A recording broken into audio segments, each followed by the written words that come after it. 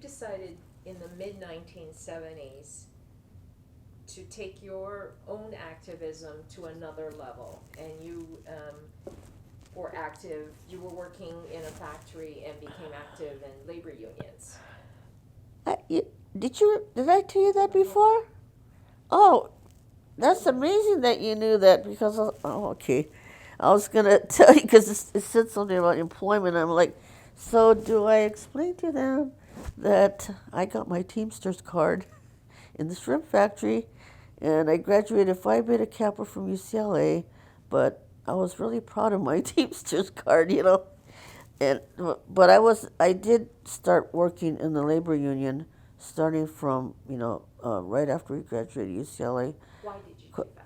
Well, quite a few of us, and it wasn't universal, because there was sort of beginning to be kind of a split between sort of an Asian American movement identity and more community service uh, trend that was going on, and some of us who became more uh, determined that class contradictions were maybe just as important, if not more important, that we had to unite with people of all nationalities if we want to change society as a whole.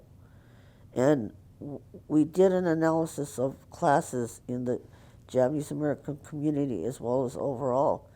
And we felt that the lower working class are people like in factories or in the auto unions, or I ended up going into the phone company, in major utilities and things like that, that we needed to organize the workers. And then the workers, together with the people of color, you know, what could unite and try to change, society as a whole.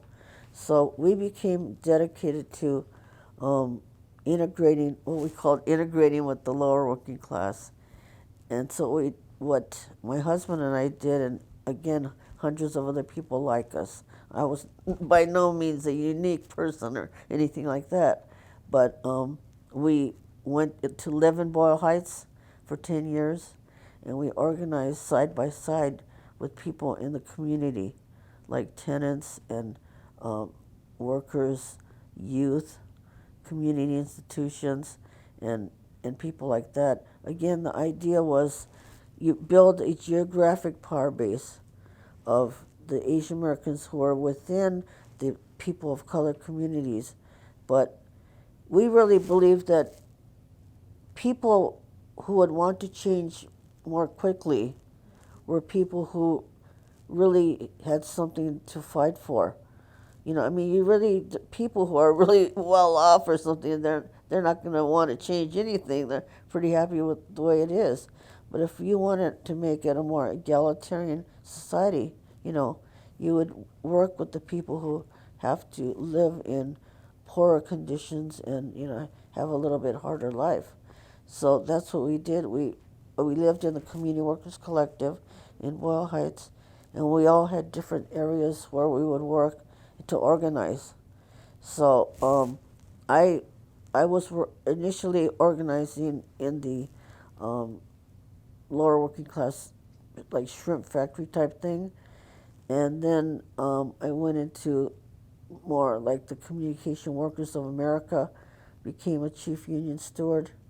Um, we had a wildcat strike of telephone operators, you know, and I went into that for now I can't even remember how many years, but we were a very strong union family. My husband was in International Brotherhood of Electrical Workers, and I ended up where our union changed from CWA, Communication Workers of America, to the International Brotherhood of Electrical Workers too. It was really weird, but then we ended up in the same union. But it's a very strong union because they can shut down the oil fields.